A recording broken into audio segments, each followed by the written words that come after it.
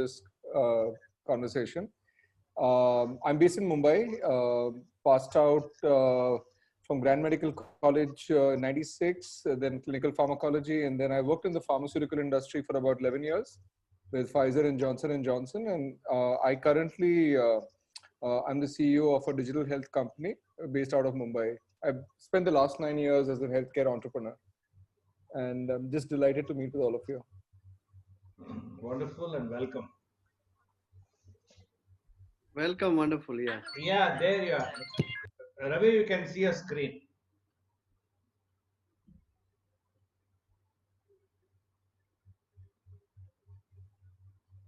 So while Ravi is presenting, if you guys have questions, please feel free to put them in the chat window, and we can take them up in the form of a conversation and a discussion at the end of the presentation. Does that work, Vidya?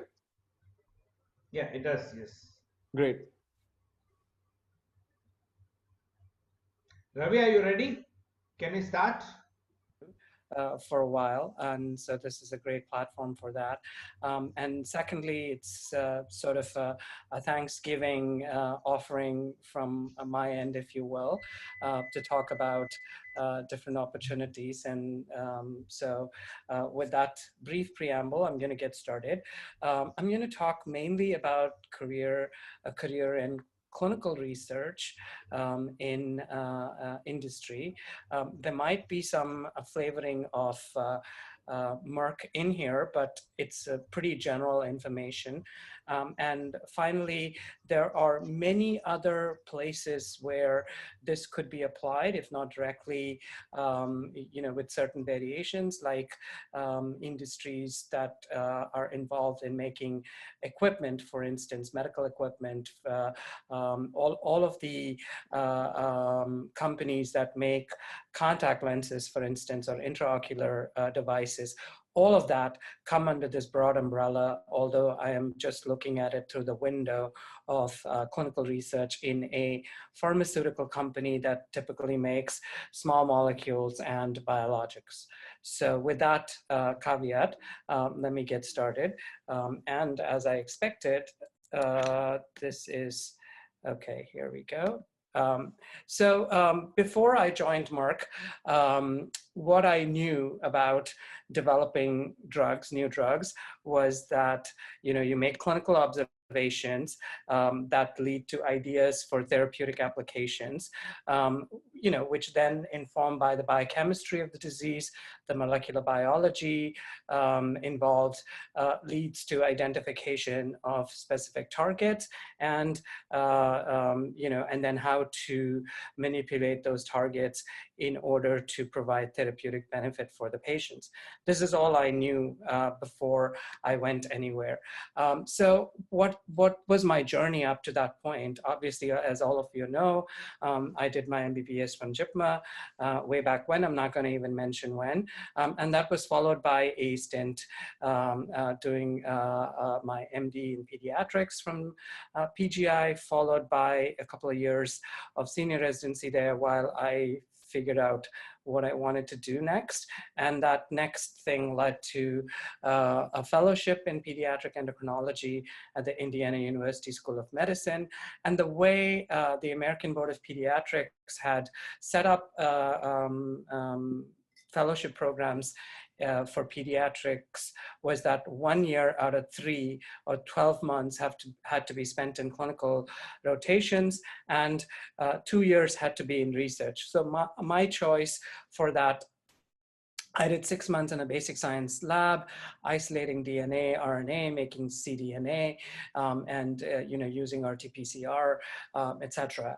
And then I followed that with with the remaining time. I worked with an adult endocrine division, which was really heavy with clinical research and had a lab component as well.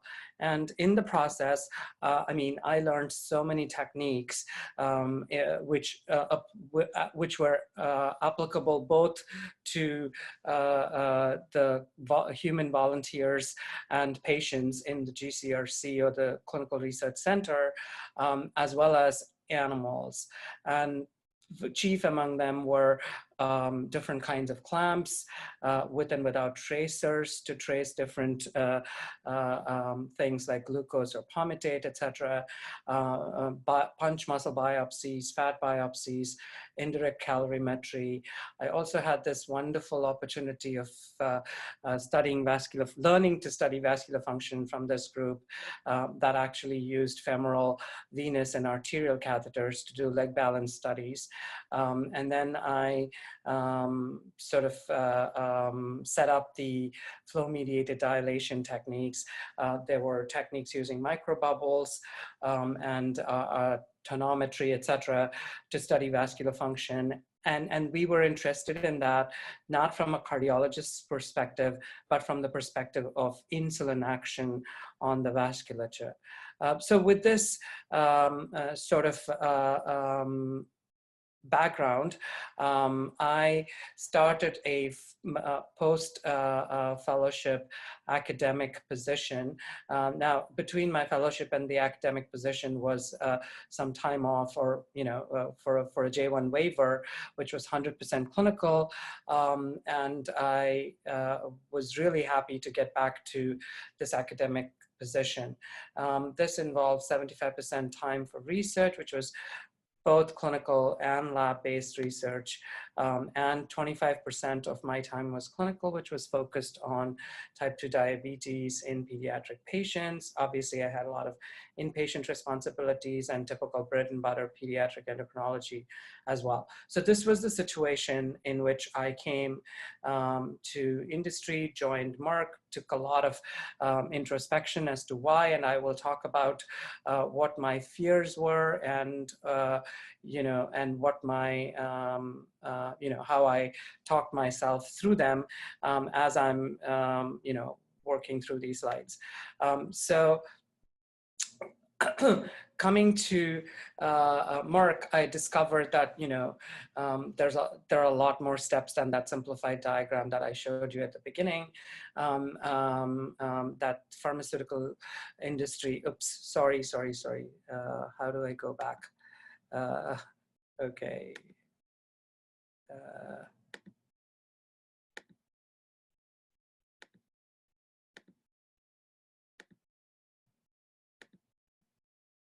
Yeah, so pharmaceutical. Ravi, we are not seeing your screen. Oh, you're not seeing my screen now? Okay. No, I can see. No, I can see. Okay, fine. No, okay. I can see. We can. Okay, can you see now still? Yeah. Thank you. Thank Clear. you. Okay, so once I joined Merck, I discovered that there were two phases of or stages of drug discovery. There was a preclinical, from concept to a marketed drug. So there's a huge amount of preclinical activity that goes on, which is typically labeled as discovery. And then when the molecule comes, which is either a small molecule or a biologic agent, comes into the clinical space, it's called drug development. So again, going back to the same old thing, this again is the basis and the strategy that doesn't change. But to be very specific, now if we're looking at the specific steps, we define the disease, define the target population to be studied and treated, understanding the natural history of the disease, and using this information to develop and validate clinically meaningful endpoints that can then be assessed to determine the efficacy of this product. Obviously, significant safety and efficacy tests need to be done, and use significant strategies to make go, no-go decisions. Akash had asked me about something that was unique that I learned when I came to the pharmaceutical industry. And this whole concept of making go, no-go, we do that actually very subconsciously when we see patients, when we treat patients, when we go through, walk through diagnostic trees where we say, okay, if not this, then we need to do something else. So this is a more formalized way of doing it. It's slightly different. It's, you know, I look at it as like having a frame shift where you just have to very specifically state criteria to be met or not met to make a decision to proceed further in this process from one step to another. So drug discovery, as most of you know, and I'm going to really go very rapidly over this, is basically, you know, the chemical synthesis of the new compound, its properties, meaning how heat stable it is, can it be combined with other things, and it's by, you know, in vitro and in vivo properties. And again, that is another key go, no go decision point, because if it cannot be absorbed for an oral agent, or if it's not something that can be given easily in a parenteral route, you know, obviously you cannot proceed any further. So toxicity is obviously defined in animals. We do typically, it's required to happen in at least 2 species of interest, and assessment of potential for carcinogenesis is absolutely required.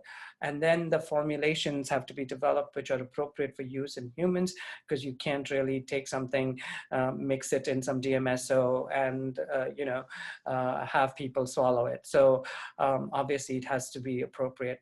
And if that cannot happen, that's a problem. So as you can see, there are several asterisks points here, which are go, no go decisions during drug discovery. And again, specific milestones are set up for this. And again, I think I'm a little too trigger happy here. So when this gets into the human realm, it starts with clinical pharmacology, the first introduction to humans. I mean, I made it humans to be very, very politically correct, but many of these studies are actually first in man, because by the time these things are introduced into human volunteers, we do not have the developmental and reproductive toxicity studies completed to start dosing women. That happens, you know, subsequent to the first in man studies. These studies are used to define pharmacokinetics, the metabolism of the drug, including drug-drug interactions and interactions with food, caffeine, etc., and preliminary safety. Now, that's a very important go, no-go decision point. And then the first study in humans obviously is the phase 1 study. Now, what I'm presenting regarding the phases may not apply to all therapeutic areas, particularly oncology. So if there are any oncologists in the audience, please bear with me, because you know better than I do how these things travel through oncology. So generally, these involve very small numbers of volunteers. Like I said, these are used to establish the pharmacokinetics and the preliminary safety profile. And some pharmacodynamic data is also included and obtained. And they are usually in healthy volunteers treated for very, very short periods of time.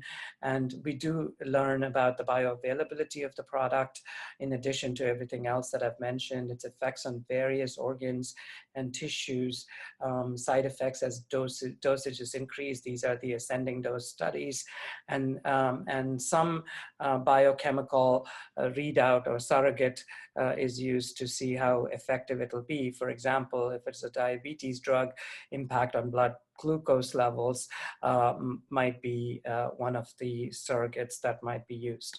Now, moving on to, you know, as the product proceeds, we do a proof of principle study, which is efficacy in the disease population. And again, if there is no efficacy, that's a no-go. It's not going to go proceed any further. You know, obviously there are studies to define safety and efficacy of the drug. Again, a key go, no-go point. So this first study in disease of interest is phase 2. Again, it may not work that way in oncology. And generally these are placebo-controlled, occasionally active, comparator-controlled. Phase 2B determines optimal doses. So we use several doses in parallel. The optimum dose is obviously the lowest dose, yielding maximum benefit risk. And as you can see, as we proceed through the phases, the number of patients being studied keeps keeps increasing, which will also help understand a particular figure that I'm going to show you in just a few slides. So just to summarize it, this is basically phase 2 studies will tell you short-term side effects in addition to effectiveness in the disease population. It'll tell us the precision of our endpoints that we used in phase 1, those surrogate points, and also give us information on optimal doses for what is important, the phase 3 part of the study. This is where I work in. So this is called late stage development in Merck, but different places have different names for this group. These studies are required for approval of the drug by various regulatory agencies across the globe, and they require treatment for 6 to 24 hours, and 2 replicate trials are generally required to confirm the results. And as you can see, as I said, the number of patients keeps increasing. And the results of these studies are what go into the patient package insert, the physician's circular, physician's prescribing information, et cetera, the label of the drug, if you will. And this is basically used for all our interactions with the regulatory agencies eventually. Again, I am being very trigger happy. So there are certain studies after approval that are demanded or required by regulatory agencies for various reasons. It could be to say, okay, you studied XYZ subpopulation, now it's time to do ABC, or to determine long-term outcomes. You've done a study for 3 years, but you really need to do a study for 5, 7, whatever, how many years of follow-up. These are generally initiated before or shortly after approval, and these are thousands of patients, tens of thousands of patients are involved in these type of studies. The cardiovascular safety studies for diabetes drugs are an example of that. There are many examples of these. So this is a phase 4 commitment, which there is no, it has to be done. There's a requirement. Then there are other studies which we do either to broaden the indication for a drug or to provide, competition, meaning being able to compete better in the market, etc. These are all studies that are not required, but these are something that are desired by the company per se. So these are typically labeled as phase 3B or phase 5 studies. And here again, there are no requirements. So the sample size is determined by, what kind of power you want to do the study with. So this is the figure that I wanted to talk to you about. Now, this is actually old, but I have not been able to find anything that has really come up with a newer version of this. But if you start with this figure, the way I wanted to look at it is that you start with somewhere between 3 and 10,000 compounds from in drug development, and at the end completion of drug discovery, about 10 to 20 will then be will then make their way into the clinical realm, and starting with those, you end up with about 1 product that gets launched. And as you can see, that the time course is typically about 15 years, but there are examples, numerous examples of where this has either been telescoped to much shorter periods or has expanded into phenomenally long time courses. But this is the area where I work with. So I work with in these kind of groups, you typically have a core team, which has a clinical leader, a statistician, and various clinical research support specialists who help these teams work. So what What does the clinical lead do? Clinical leads typically have an MD degree. And when I say MD, I'm not using the MD degree in the Indian context. This is just a medical degree, Doctor of Medicine, a PhD, or a PharmD. These people come from academia like I did, or they could come from other companies. They can even come from regulatory agencies or from clinical practice, as there are some people I know who have done that. And typically, these individuals lead these teams in writing protocols, in taking the protocols through various governance, various levels of approval through governance, and finally initiating the studies, monitoring the studies as they're ongoing for any sort of safety signal, doing blinded safety monitoring. And finally, when the study is completed and the database is cleaned and locked, to help interpret the results, write out the clinical study report, and submit it to the regulatory agency. So the clinical research support specialists that I talked about, these typically are, not physicians, though occasionally in countries like Argentina and Colombia, etc., many of them are physicians. And they essentially help with a lot of the processes and making sure that all the SOPs are met, and that everything, all the I's are dotted and the T's are crossed, and we are always inspection ready. There are several other groups, and one very unique group that I want to talk about today is something called the experimental medicine group. This is a wonderful opportunity for people who want to stay quasi-academic, if you will. This may be an independent group, a part of the clinical pharmacology group, and their main role is to do platform building or benchmarking. And it's essentially, how can you use,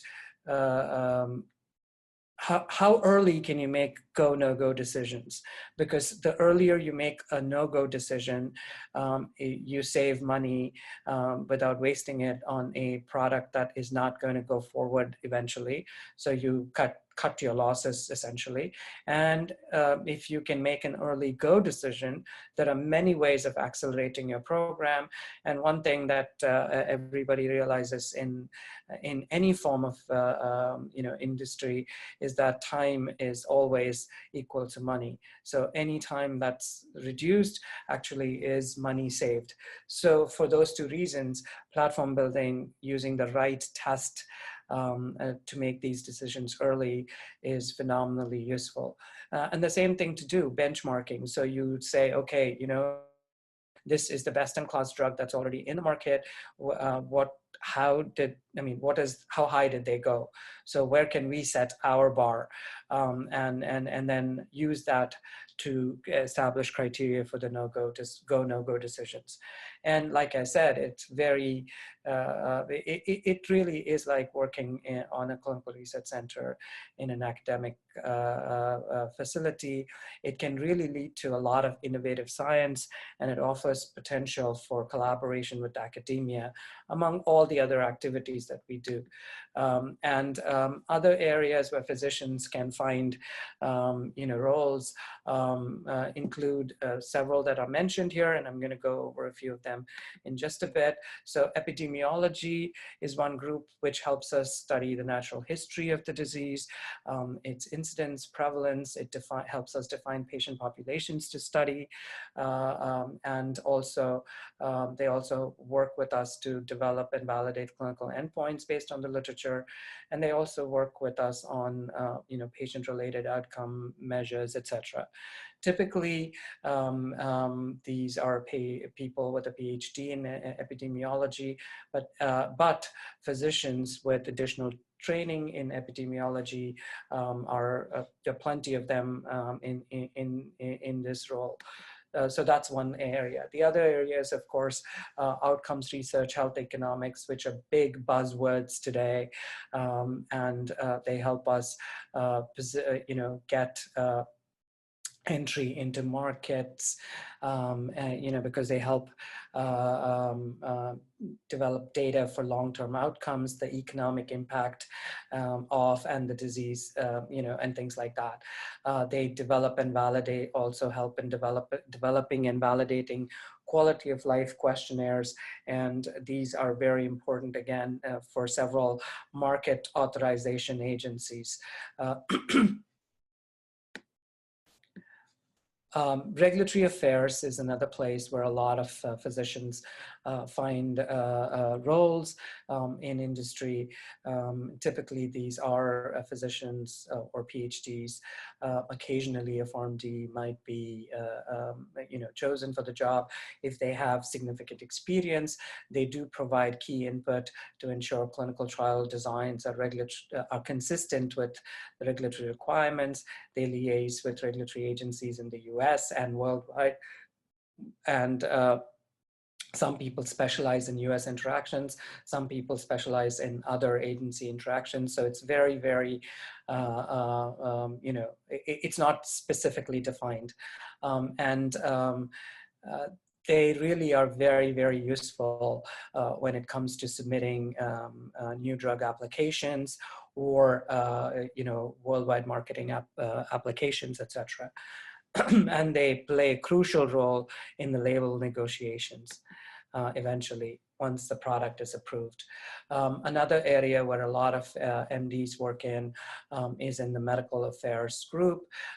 This is a very unique group because they are the interface between the clinical research teams inside the company and healthcare providers who eventually prescribe our products outside the company. So this is a very, very specific set of activities that they do. They walk a very narrow path where they are one of the few people that facilitate a bi-directional exchange of ideas from outside, from healthcare providers to the clinical team on the inside. And then they also answer questions from healthcare providers. They help with disseminating clinical study results to healthcare providers. They provide context when healthcare providers ask questions, but they always have to stay within the confines of the published data and the prescribing information in the label. So that's what I meant by they walk a very narrow path. Pharmacovigilance is another area where a lot of MDs do find a home because they do conduct review and first-line signal detections to see if there are any unusual safety signals. It's evolving, so they do have this opportunity today to shape global regulatory science and how these policies work, so they have a role not just inside the company. They obviously are a very important group when companies are inspected by regulatory agencies, and they, like I said, they really are involved with a lot of external benchmarking and working groups to drive changes across industry. So this is a very specialized group of people. And then in addition to that, there are many other areas where MDs may not typically work, but I have seen them even in places like clinical operations, in marketing strategy, etc. And ultimately, it's basically an amalgam of the individual's training, the individual's interests, and the individual's enterprise. So it's basically just that, which obviously is not very different from any other, walk of life. Coming to how similar are we to academia, there is a very stimulating scientific environment. I can attest to that. There's a formal, rigorous peer review process through all these government governance committees, and I can tell you, I think some of them are worse than the NIH subcommittees and the groups that we submit grant reviews for, one of the advantages of working in industry is to liaise and work with several leading academic scholars across the country, through universities, even across the world. And these engagements really are some of the highlights of my life. I have managed to, liaise and get to know several of these people, both, on a personal level as well as professionally, something that I would not be doing if I were running my own lab in academia. It's very, it's more insulated, although over time I see that even in academia, the collaborations between universities are increasing, and there's a lot of exchange of ideas. But in industry, that's required. So it's not just a nice to have, it's important to have.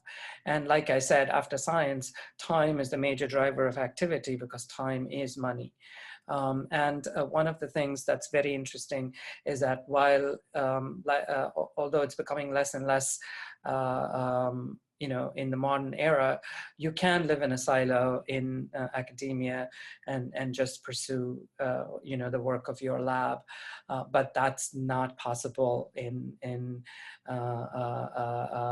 industry to an extent. It's very highly collaborative, but with the newer group of people and their collaborations, that actually is considered a similarity to academia today. 13 years ago, it wasn't there yet, but today I see a lot of academic collaborations, and they all, they put in these huge grants, multi-center studies, etc. So it is moving towards that. So now it's becoming more and more similar than dissimilar. Both in industry and in academia, your main purpose is to advance frontiers of medicine. In industry, it is also to gain some commercial benefits from there, but there is a huge amount of money that is poured into research activities in pharmaceutical companies. Like academia, many pharmaceutical companies have a requirement to publish results of their clinical research within a certain period of completing the study, contributing to scientific societies, participate in working groups, and present at various scientific meetings, etc. It's one thing to say to require this publishing. It's also very difficult to publish a negative study. So that comes in. I've had to explain why I did not fulfill some of our internal requirements because we just couldn't get them published. So differences are that you do need to have a lot of flexibility in work focus. Having said that, I consider it one of my major privileges that have not been required to either be fungible, meaning move to a different area, therapeutic area. But I have definitely dealt with things like, here today, gone tomorrow kind of situation with compounds, which may be, maturing really rapidly one day, and then, they are dead because of some safety findings. Or, company priorities change and your particular target is no longer prioritized, and therefore there's a business case to change and move on. So all of those have happened, but generally there is no resource constraint, and studies are significantly, are adequately powered. Most of us are not required to do patient care, but all of us have the opportunity to do patient care either on our own time, or in many, many companies, you are given time off for patient care, paid time off for patient care. There's a perceived lack of independence, that you are a slave to the commercial driver from the company.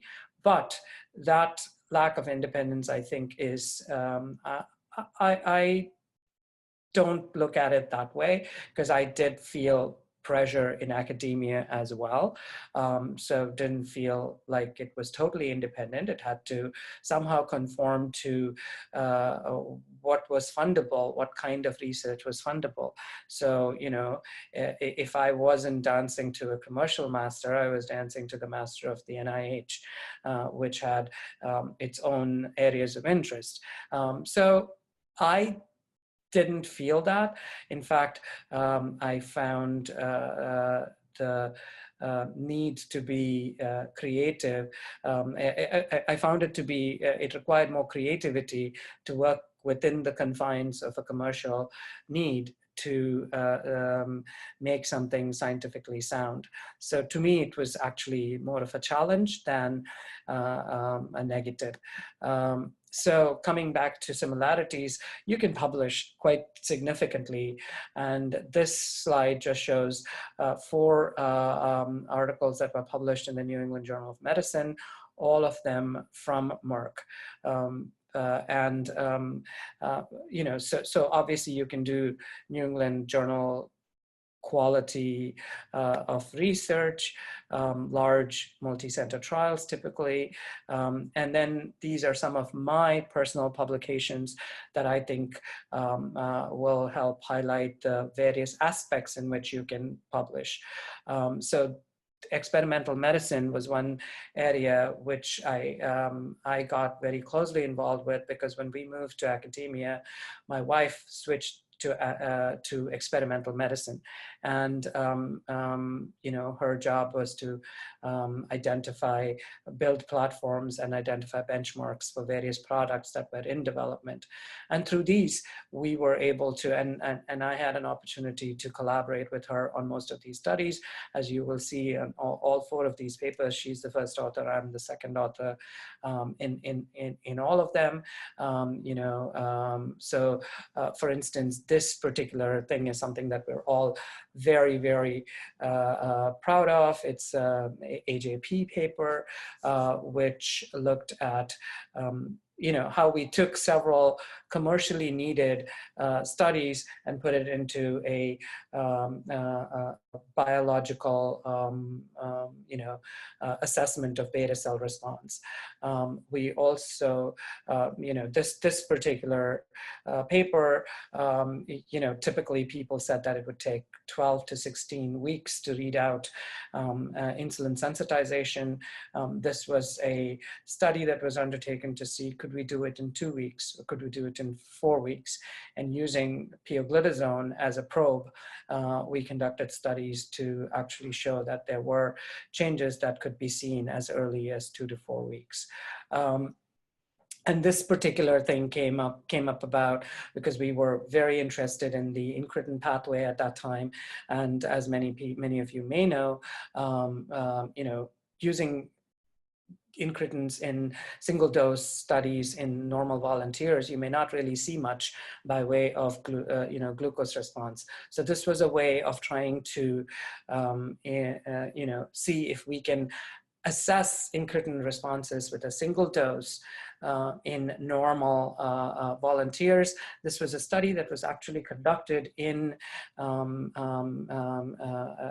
facility in India, so it was a lot of fun working through all of that. This is basically some of the clinical studies, mainly in adults, that I've been involved with. Again, like I said, there is a requirement to publish, so we do publish. And finally, coming to my particular interest. So this study is a white paper from the National Institutes of Health. This was a working group that I was part of. Again, it's type 2 diabetes in youth, my area of interest.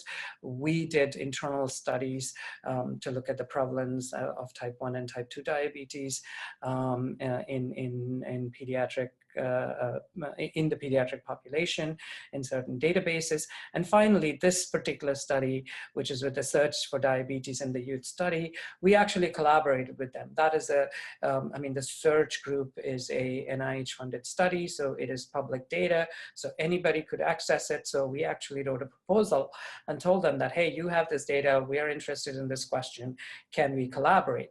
We didn't hear anything from them for many months, and then I ran into Donna Vidya, who is the principal investigator for this study, at one of the meetings, and I said, Donna, is it going to work, or what's going on?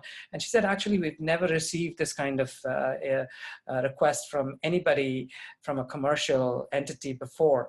So you guys are forcing us to look at things differently, and we will get back to you in within the next month or two. So they had to go back through their SOPs, change that, create a template for entering into a contract with us, and then we were able to conduct the analyses and publish the paper. So it's ultimately, it's basically how much you are willing to expand anybody's horizons.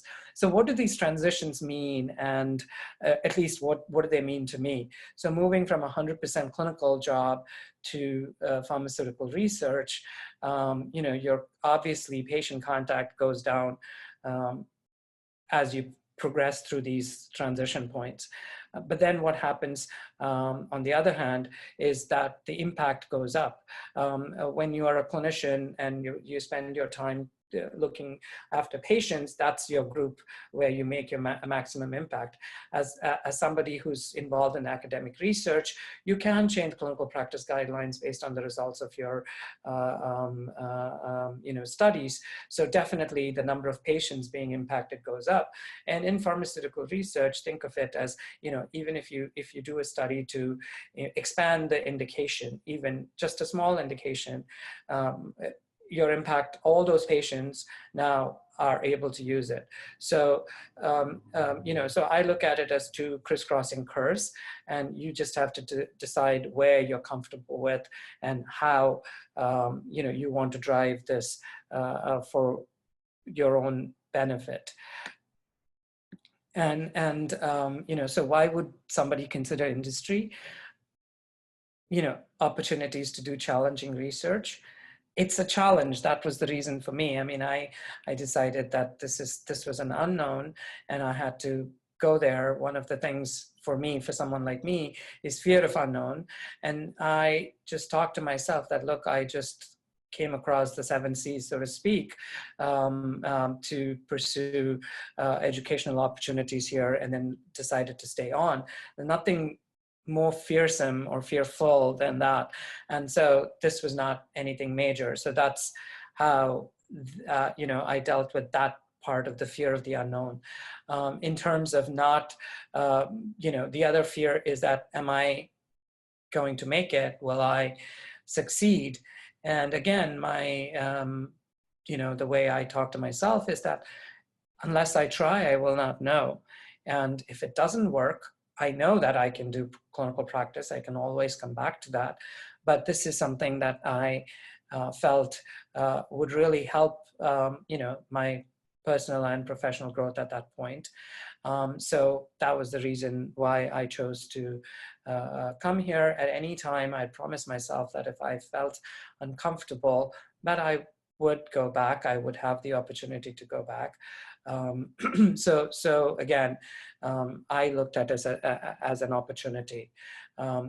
Obviously, it comes with scientific recognition over time. You don't have to spend time wondering, is your grant going to be funded? Is your salary going to be supported, et cetera, et cetera. So I think from that point of view, I was quite happy. How would somebody be prepared for this? subspecialty training is valuable. Additional degrees are valuable, but really not required. It's really up to the person. And you can have basic and clinical research experience like I did before I came here. As part of my career development opportunities at the university, I had taken several graduate statistics courses. It was interesting, at that age to go back take classes between 6 and 8 p.m. after a full day. it was interesting, but you get through that as well. One of the ways of figuring out if this is right is as a when you're on your journey, early in your journey in this career in medicine, you can consider working for or as a clinical trial investigator to see if those interactions with the drug companies are something that you would like to continue, amplify, etc.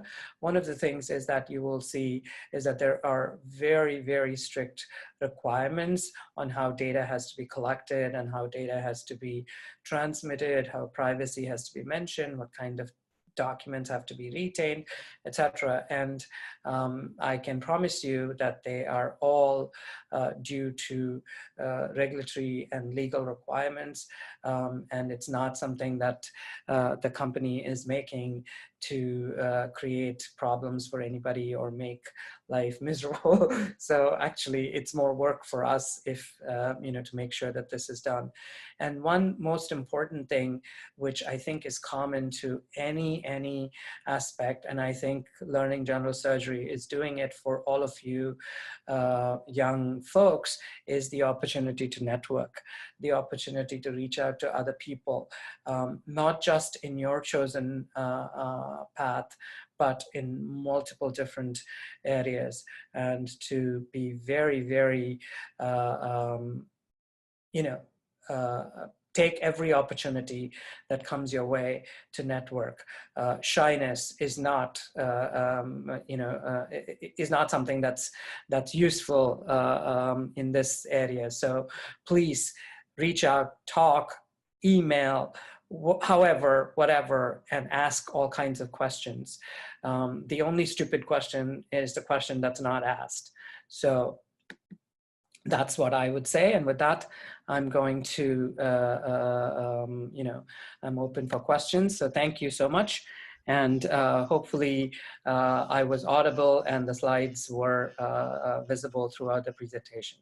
Thank you. Thanks, Ravi. That was a fantastic presentation. So my name is Akash Ganju. I'm going to moderate this discussion. If you have any questions, please feel free to chat them. Please feel free to put them in the chat window. Ravi, I'm going to start off with a couple of questions, maybe just to get the group going. One of the things that occurred to me as you talked about your journey from JIPMER to Merck is when you reflect back on your early education at JIPMER and at PGI, are there any specific skills that you think you picked up that helped you in your career at Merck in the pharmaceutical industry? Most important skill that I picked up was the ability to communicate, the ability to ask questions, and to not be afraid of it. And as what I didn't mention is that I was inordinately fortunate that I got a solid foundation in medicine across, if you will, from JIPMER, a fantastic education in pediatrics from PGI, and Indiana University just built on it, and made me very well trained pediatric endocrinologist. So there was no so that I think would be the combination of the ability to be articulate and being very well trained. It was invaluable in my opinion. Thanks, Ravi. So one quick follow-on question. You also talked about a multiple varieties of roles that clinicians serve within the pharmaceutical industry. In fact, I mean, the CEO of Novartis currently, Vas Narasimhan himself is a former physician as well. Have you seen clinicians or physicians that have moved to the pharmaceutical industry struggling or facing challenges and unable to adapt to the different work environment? Or do most people make the transition pretty easily? I wouldn't say that everybody makes it very easily. So different people have different trajectories. In general, and again, it's really, I hate these generalizations, but in general, I think that the people who have not succeeded very well or who have had some problems are those that were running away from something and looking to a job in pharma as their savior, if you will, or something that is going to get them out of some situation that they're in. Those kind of things don't always end well, in my opinion. For the most part, most other people who have come to this with something in mind typically are able to find what they're looking for. Occasionally, if they've not thought this through well, then again, they're disappointed, and that's why it's very important to ask questions, and that's why the only stupid question is the one that you don't ask. So Thanks, Ravi. So I can go on asking questions, but I think I really want to invite commentary or questions from the audience. Is there anybody who has a question at this point? Ravi, if I can start. sure. And you look a very relaxed guy, wherever I see you, whenever I meet you. Nothing academic, nothing clinical I hear from you when we interact. And you seem to be enjoying life. How was a typical working day in your life like? How does it start? How does it end? See, we have a very structured thing of seeing patients, operating, post-operative rounds. Is that how is your life like? How enjoyable or how unenjoyable is your day? Typically, my days start with meetings where we talk about how we're going to address a problem. It could be that, hey, we've heard from the regulatory agency, they want us to do something different with our label. So we talk about it, we see, we try to understand if this is something that is appropriate with the data that we have. Is it appropriate with other similar labels and things like that? And then we come to a decision of either, yes, we agree, or no, we're going to push back. And these are the reasons why we're going to be pushing back. And we put that out there. So that's one type of meeting. Another type of meeting would be, hey, we have to start this a study, this is the objective, or this is what we need to do. So now let's formulate objectives, hypotheses, and from there, let's dress it up with all the other parts of a protocol, and then we figure out how to write this protocol. Or, we've written this protocol, we need to take it to a governance committee. How do we, what are the next steps? Or we've sent it to the governance committees and they have 250 questions. How are we going to answer them? So those are all the kind of things that happen during my day. Fortunately, I have enough, I have enough time in between to do some downtime. So it's not totally meetings, it's not totally work. Also, the other thing that I have realized is that when I was seeing patients or something, everything had to be done within a certain specific time, a given time course. But here, I could say, fine, I'm tired of doing this right now, but I'm going to go home,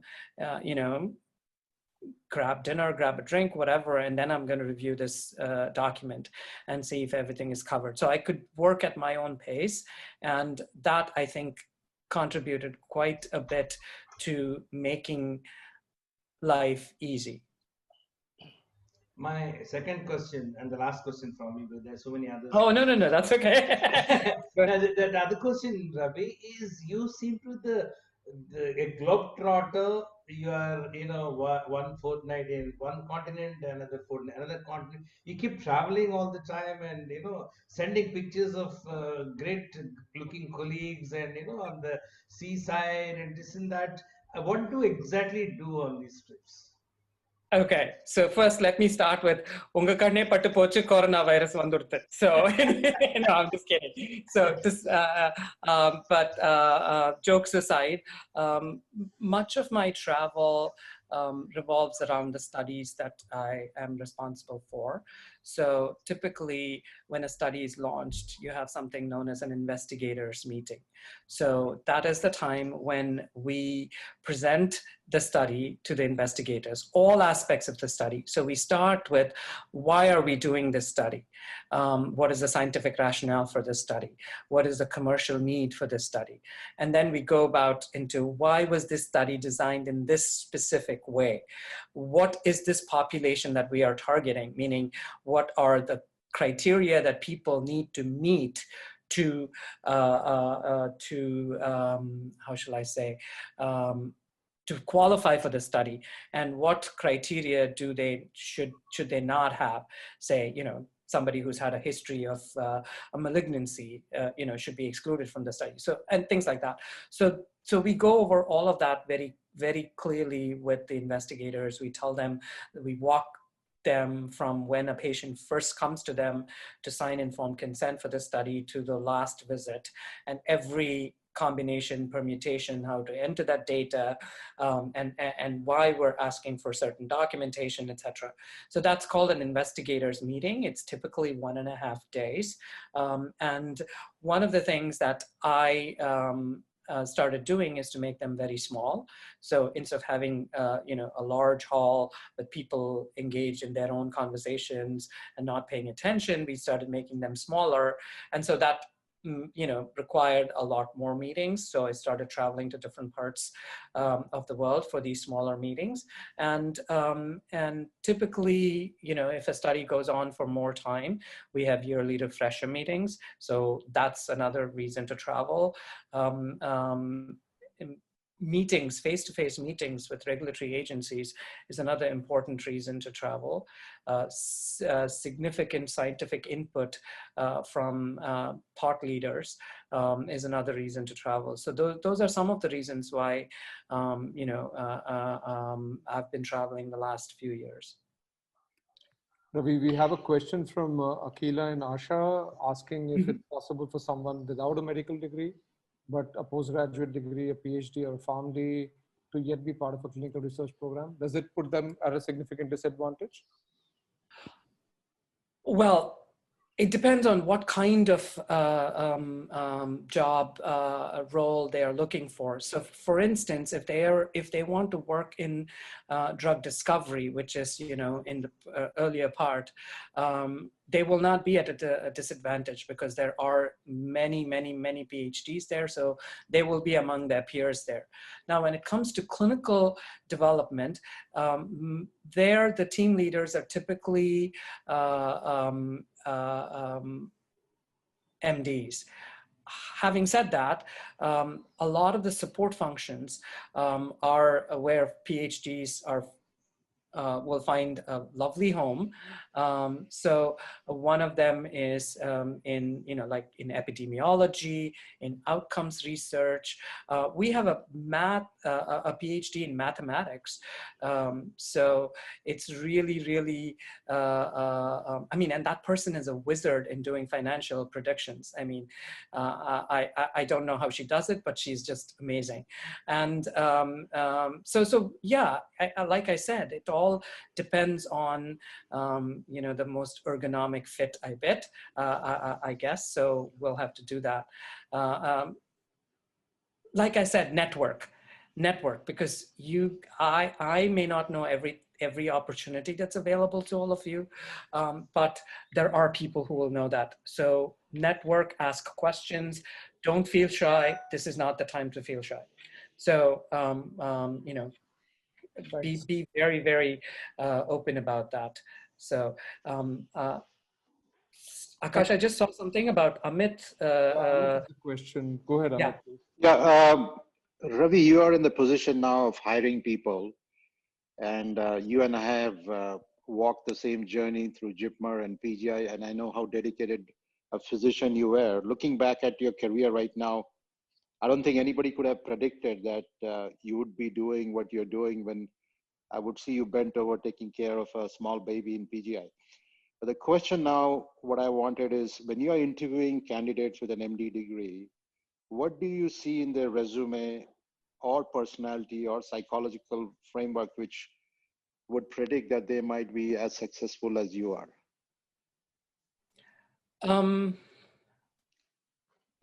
One of the things that I look for is how articulate the person is. So how well they're able to, you know, frame their thoughts and communicate that to me. It's very important because you cannot have secret communication with an agency or something like that. You have to be very specific. So communication is very important. The other thing that I do look for, maybe not so much in interactions, but you know, trying to see how what their prior colleagues or, you know, other people that they've worked with think of them. That's very important because in certain situations, there are certain personalities that don't fit into this group thing. They might work very well for this independent, you know, working in a university or a lab or something like that. But here it is very collaborative, and there is, you know, that's one of the reasons why in answering Akash's previous questions, people have found it difficult is, you know, this thing of, you know, I am the Lord and Master of everything that I survey, and anything that I say has to go kind of situation, which is not the way it works. And so those are the two things that I look for. Everything else can be learned. So this, how do you, I just wonder, how do you really, I know you go to their colleagues, you ring them up and ask what you think of them, or exactly how does it work? So that's an interesting point, Giri. So for instance, when I joined, I had to actually give names of 3 people that, you know, the person who was hiring me could talk to. So, and you know, they had a long conversation with those people about everything. So yeah, and typically we ask them, you know, why is this person leaving? I mean, we don't want specifics. We just want general information, because a lot of the specific information is probably private and cannot be disclosed. So yes, so. Ravi, there's a question from Akila about clinical research in India. Do you have an opinion on that? And do you think funding is a deterrent for that? I personally don't know much about the funding situation in India. But having said that, anywhere in the world, funding is a major issue for clinical research outside of pharma. It is really, particularly when someone is a full-time physician who's seeing patients, you'll have to finish your day's work and then come back and, you know, write grants and, you know, send them out for reviews. They'll come back with, you know, 10-page grant will come back with 1,000 comments. So you'll have to address those comments, send it back, you know, back and forth. Actually, a couple of days ago, I think on LGS, there was something about how, you know, the energy that it takes to publish a paper. You know, when one journal refuses it, you have to repurpose it for something else. There's so much reactivation energy, if you will, that's required for all these things that it's it's something of a similar magnitude when it comes to writing grants and rewriting them and repurposing them. And then once they're funded, you know, if it was a headache before, now it becomes a full-blown migraine because you have to actually do the work, right? So if you're in full-time clinical practice, that is very, very, very difficult to do. The only advantage of doing that kind of research when you're in full-time clinical practice is that you don't have to support your salary. So you can use all of the funds for the research. If you have protected research time in academic appointment, you'll have to support your salary as well through those grants. So it becomes a very difficult situation, and I think it's a deterrent to anyone.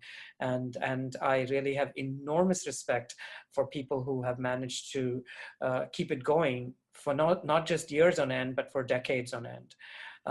But I've also noticed another thing that, you know, success always breeds success. So if you are successful in one grant, typically, you know, you're good at getting more and more grants. Generally, I mean, there are exceptions to that rule as well. So with that, so if there are no other questions, so Venkat has a question about age and how to cope with pressures of clinical, pressures of work in the pharmaceutical company. So, I mean, I have to say that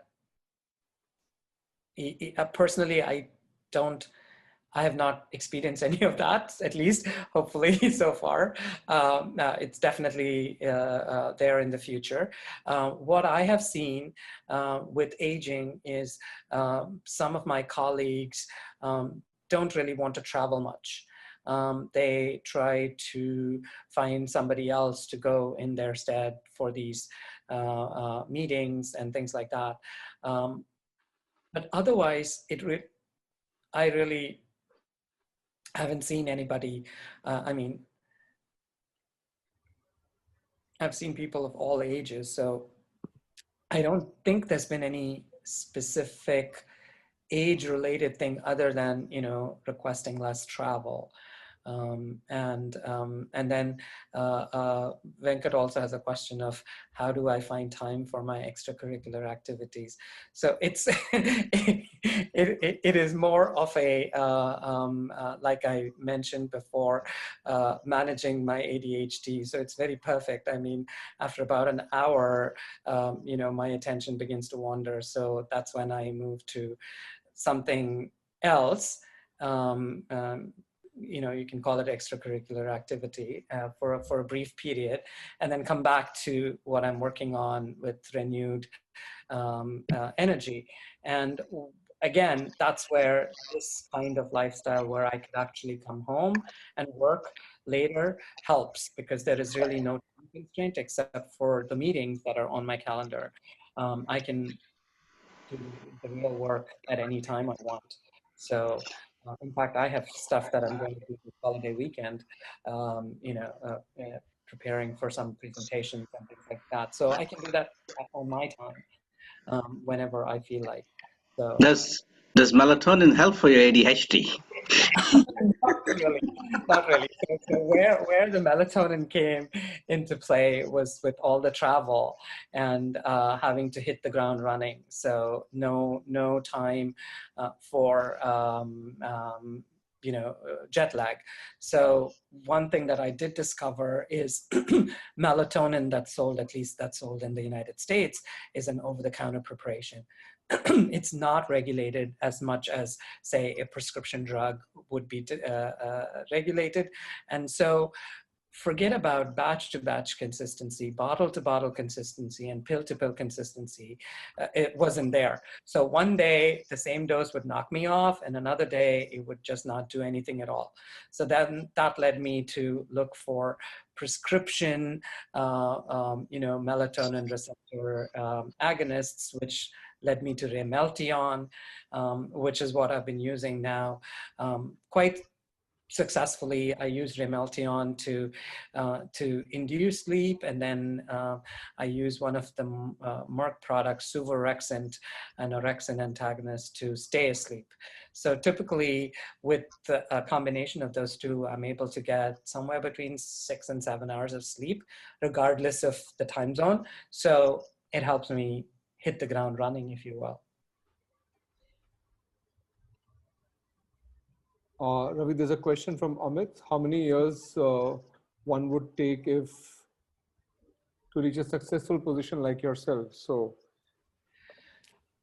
no, not really. I mean, if you want to transition to the pharmaceutical industry, I mean, obviously you network, you do your research, you find a position for yourself, and once you are in, you learn the job. It's on the job training, and shouldn't take very long. I mean, we physicians are self-selected to be, very hardworking people. We all have a reasonable amount, reasonably good memory, because we memorize all kinds of crazy things.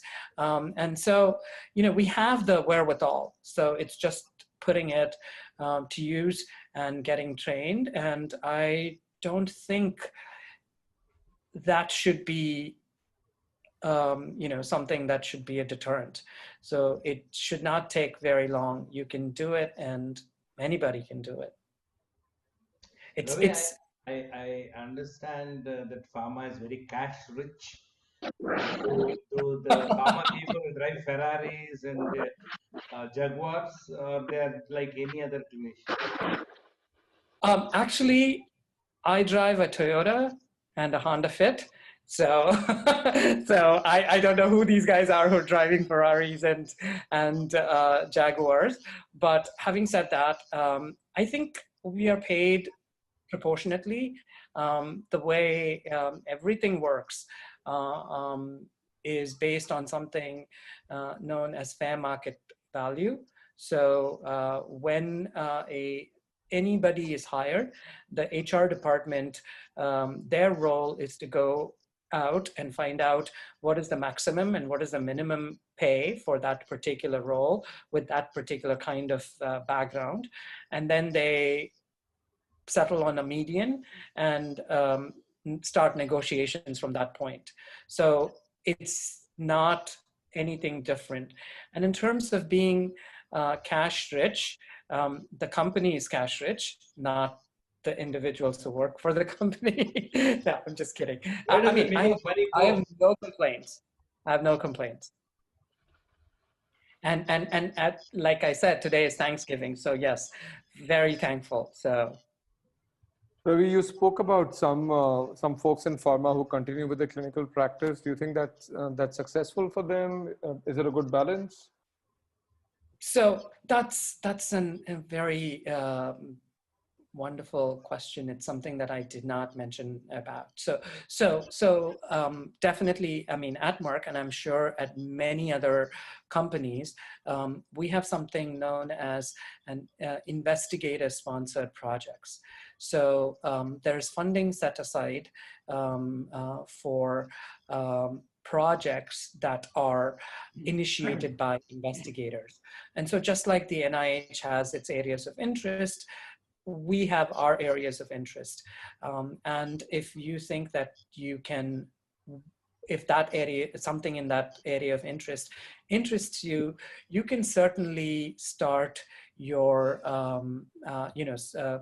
reach out to one of your medical science liaisons and start working with them to submit a protocol, which will be reviewed.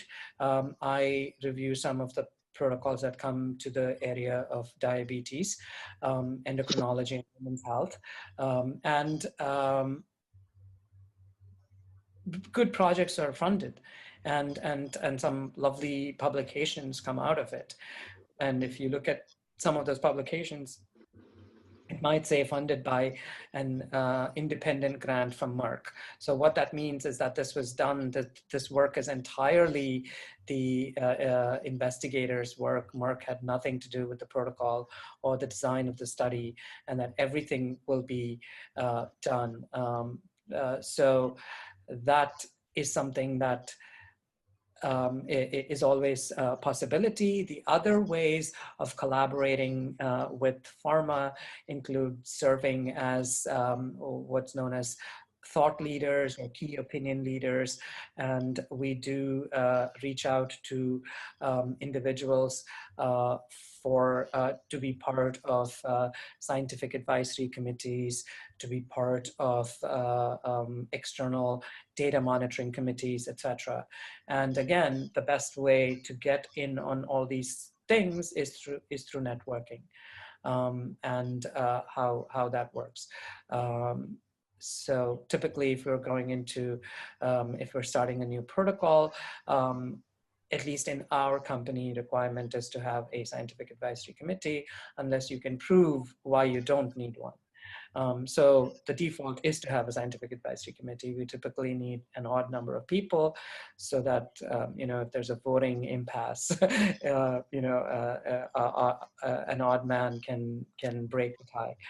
So those are all ways in which people can do meaningful work in pharma. If there are any other specific examples of the type of collaboration that is being asked, I can try and answer that question. But in general, this is what comes to mind at this time. And is it easy to transition back if you don't like pharma, you want to go back to clinical practice? How easy is that transition back?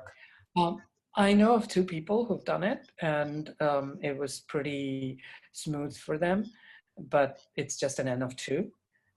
So it's, I don't know. I do have this really grandiose plan that one day when I retire, God knows when that'll be, to do something, clinical practice possibly, or maybe teach, but just for the fun of it, not as a job, not as an income generating thing. But having said all that, I truly am enjoying what I'm doing right now. I cannot see myself retiring anytime soon. For the most part, it doesn't seem like a job. I really do enjoy, all of the challenges. So it's been a great ride. Don't get me wrong. It's not that I don't complain. I can find something to complain about anything, any day. But overall, I'm very happy and very thankful. Yeah, you have a lot of friends waiting to welcome you back to India. Thank you. Any other questions or any? Subramanian, you want to say something?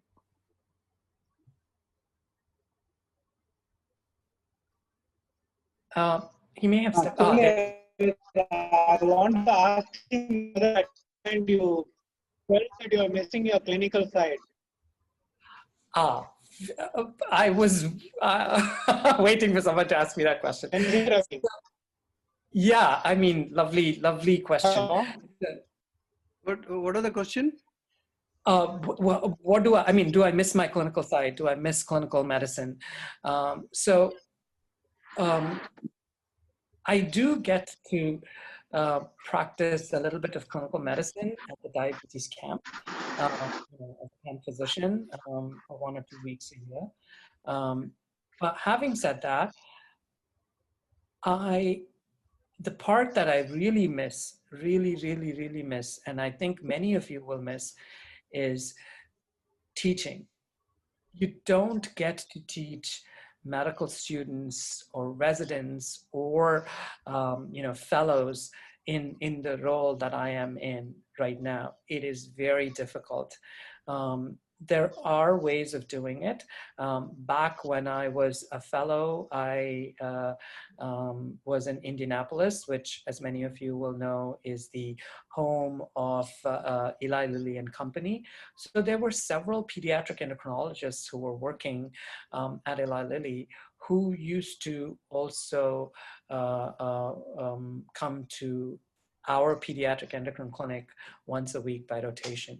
And this was so good for all of us, because I learned a lot from many of them. They were phenomenal in growth, development, bone health, and things like that.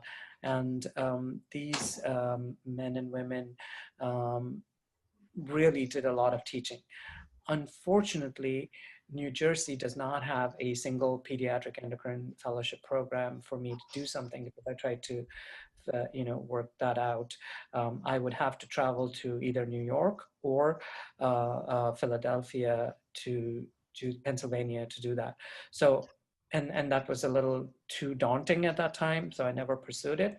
But that would be the only way for someone in industry to teach. And to teach, I've tried substitutes. I've given lectures on pediatric diabetes to our medical science liaisons, and I grab any opportunity I can to teach, but it's not the same as teaching fellows or medical students or residents, and that is something that I do miss.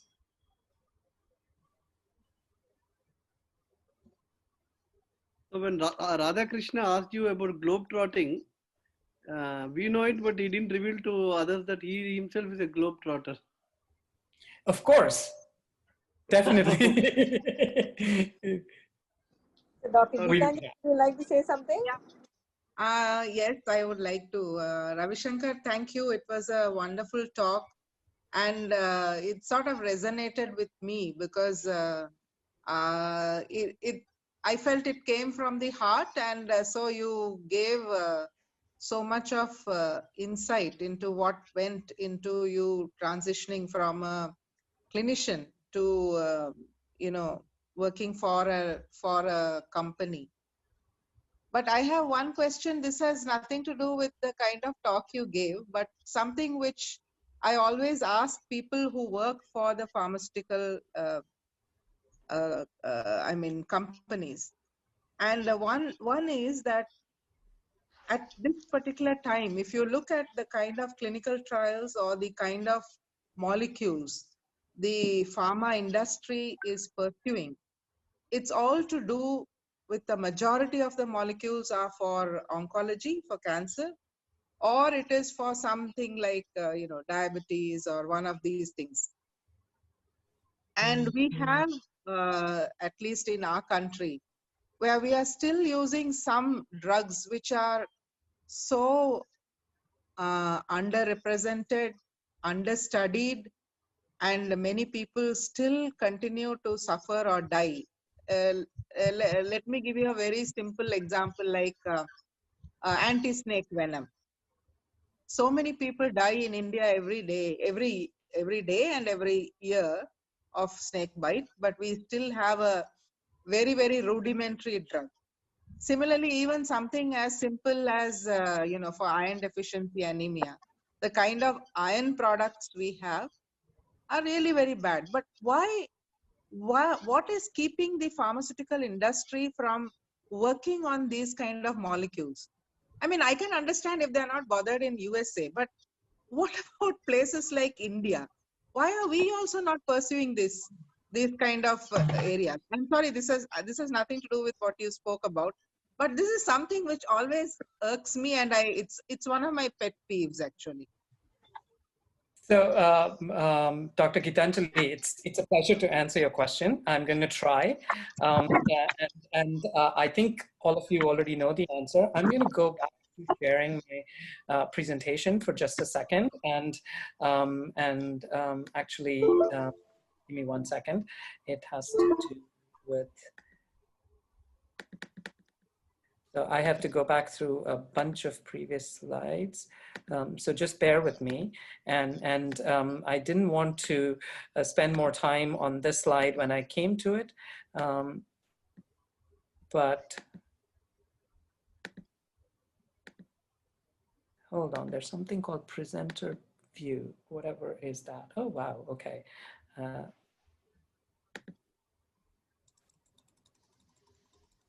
Give me 1 second. Ah, there you go. I did something here. Okay. can you see my screen, this particular slide, slide 35? Or, Yes. okay. Yes, I can. So this is basically why that happens, Dr. Gitanjali. The amount of time is approximately 15 years. And you need to start with this, the funnel starts with like nearly 10,000 compounds before you get into one compound. So this is not only 15 years of time, it's also 15 years of money. And it's also 15 years of, you know, so many people involved in there. So what this does is that, and obviously these are all companies that have accountability to their shareholders. So if someone presents something along the lines of what you are talking about, nobody will fund the company. And that's where the whole issue lies in. Now, there are ways around it. There are public-private partnerships that have happened. You know, here in the United States, you have things like the FNIH, which is a collaboration between the NIH and a lot of pharmaceutical companies, where they fund projects that may not be chosen by either the academic group or the pharmaceutical group by themselves. And like I said, there are investigator-initiated trials which could be done. So there are ways around it. And I think the reason that, as I mentioned, is really commercial. It's not that people are not aware of the problem or don't want to do something about it. It's just that it's very difficult to raise the money to be able to do it. And that, unfortunately, is the truth everywhere. You know, whether it be clinical care, you know, why someone gets an MRI versus someone doesn't, you know, from all that. So it's all the inequities that, you know, we can talk forever. But there are ways around it. And actually, you know, it would be very appropriate, I think, for things like this to set up a private government and academia partnership. There's a beautiful model in the EU that does the same thing, where they have industry on the one side, they have the European Union on the one side, and they have members from academia on the third side. So this nice balanced triangle. They have a group that looks at things like this. So I'm not sure how things are set up in India right now, but that's something that would be a wonderful thing to explore for things like this. And you're absolutely right. These are the burning issues that need to be worked on, and people need to do that. So. And Ravi, if I may add, a good analogy is the way in the US and EU governments incentivize research and development into rare diseases and orphan indications. So I think this question is great. We need to find a way for the government to incentivize research into these indications that that don't make obvious commercial sense, but we need to create those incentives for research and development. Amit wanted to ask a question. Okay. Yeah, Ravi, what you said is so groundbreaking. I mean, what you have done and what Dr. Gitanjali has done is you're broken away from the mainstream of just teaching students and taken your talents in other directions. And you had some great mentors. My initial part is a comment. I have a lot of friends who went to IIT, and none of them are doing engineering now. They're into finance, they're into banking, they're into creating platforms. They're using their mathematical skills in many other places. While in medicine, we think the only thing we can do is taking care of patients one at a time, N of one, and then dealing with the problems. Medicine has transformed now. There are platform development, there is artificial intelligence. We have JIPMERites who are doing other parts like Sham in AI. How would you, I think what you said was so important. It's good to be a bit undifferentiated rather than to be super differentiated, to let your other talents grow and not close the whole loop that I'm a physician for life and that's all I'm going to do, see care of patients, and yet take your intellect in maybe serving the better good, like drug development, and you're reaching out to a much larger audience. So what kind of talents growing up, you had the advantage that in Indiana, you did meet mentors who came and lectured you or came and kind of mentored you once a week. What should a person who's smart, doing his MD or DM or something, look out for other opportunities where they can equally spread out and not be just boxed into just doing one thing? It's not a shame not to finish your career just as seeing patients. I mean, we've had stories in and out, but it's also great to see somebody with an MD degree do a lot more things. I mean, Dr. Gitanjali as an example, she's now the CEO and chief of AIMS in Bhubaneswar, just not another pharmacologist. I mean, that's a credit to her ability. So what would you say, what kind of opportunities should we transform ourselves when we are studying? So a couple of things. One is, I mean, you talked about graduates of the IITs in India. So I actually grew up on the campus of IIT Madras. So, and prior to that, IIT Kharagpur. So I have been exposed to these guys, this fungibility sort of thing from a very young age. So that was, it was always an option. Two things, personally, from my point of view, I have to tell you that way before I became fungible, I have a fear of something new, sort of maybe not a neophobia, but very close. And I prefer a familiar path. Having said that, I was very fortunate that my wife is the exact opposite. So right when she started her fellowship, she decided that she had to expand. I used to wonder why she was doing a double fellowship in endocrinology and clinical pharmacology, both at the same time. I mean, she took a huge amount of time designing up a fellowship, which, I mean, in internal medicine fellowships are 2 years. So she put two of them together to make it 3 years instead of making it 4. And, you know, so there was a common year in between and things like that. And it took an enormous amount of time to set up, but once she set it up, it really went very well. And she always had this idea of expanding her horizons. So that helped me. And when I moved here to industry, actually, there were 3 of us who moved together. So I had a familiar thing sort of to hold on to. Having said all that, I think the most important thing that I have realized that people should understand is that as medical students, as medical residents, as medical professionals, we have an enormous ability. We synthesize information in nanoseconds. We come to decisions.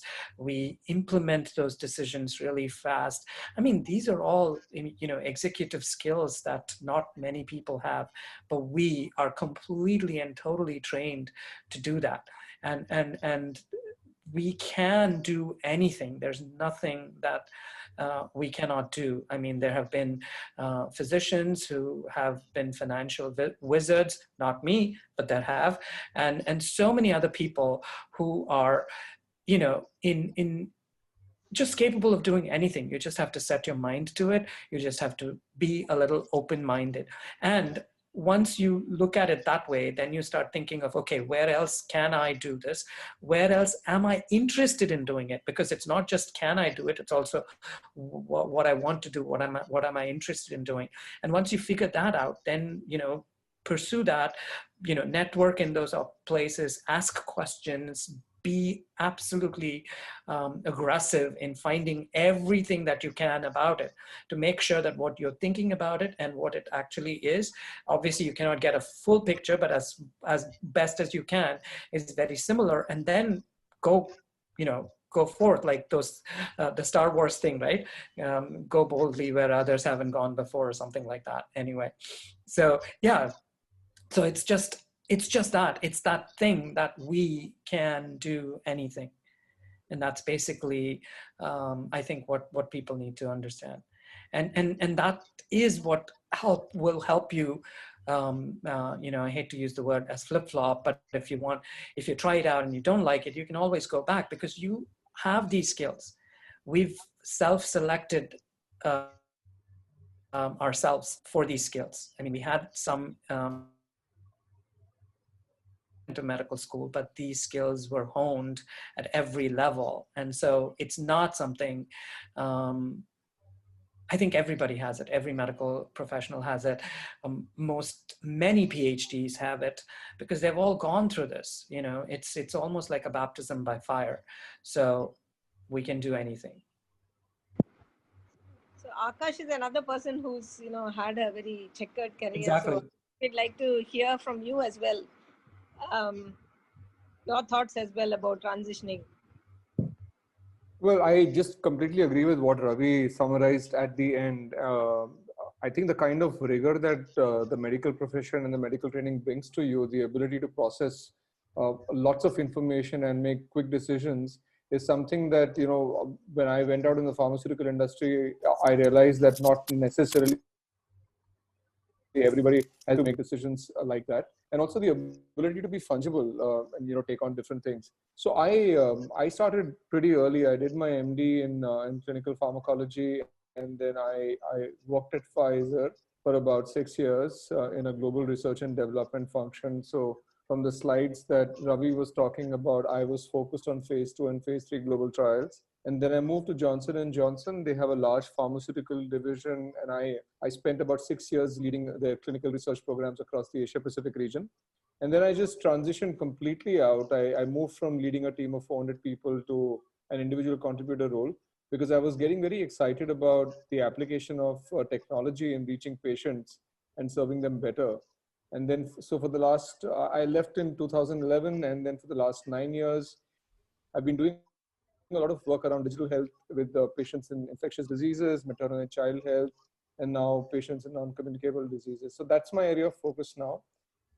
I like doing new things every few years. My parents still, every time they get their heads wrapped around what I do, I go and do something different. But now they've gotten used to it. But I enjoy the, you know, the exposure and, you know, working with so many different skills and so many different people. I think that's been really exciting. So I really enjoyed Ravi's talk. It took me back to my initial training in clinical research and a lot of great physicians that I have met and learned from over the course of my career. And thanks very much, Vidya, for having me here. I have to thank Ajay for finding you. Exactly. We have to thank Ajay. Yeah, so we will probably be having you again when we have some session on AI and use of technology, Akash. So I'll be disturbing you again. No, very happy to. I've actually just started. We just actually published our first peer-reviewed paper on the work we are doing with AI. So very happy to talk about that whenever we can. Giridhar, I do have. We have multiple platforms, multiple apps. Happy to share with you some of the work that we're doing separately. Thanks for asking. So if nobody else has any questions, thank you, Ravi and Akash, for this session. I think we had a lot of new people joining in today because I tried to reach out to younger people who are you know, still students, so they may be more open to this talk. So I'm sure that you have you know, given some ideas to a lot of youngsters to not feel boxed in. And I think the main thing is that you should be willing to change. At the end of the day, if you just want to do the same thing, then all these things are not for you. They are probably for those who like change, and maybe not like Akash changing every few years, but you know, at least some lateral movement, some change to make life more interesting. So thank you all for joining in today's session, and we'll see you again next Thursday with another edition of Marvelous Medicine. Thank you all. Thank you, Vidya. Thanks, Ravi. Yes, thank you, Vidya. Thank you, Akash. Thank you, everybody. What I would like to say, parting words, is that maybe not for us, but certainly your trainees, certainly, you know, definitely our children, you know, just let them know that if they are in medicine, if they're in any of the, you know, the allied sciences,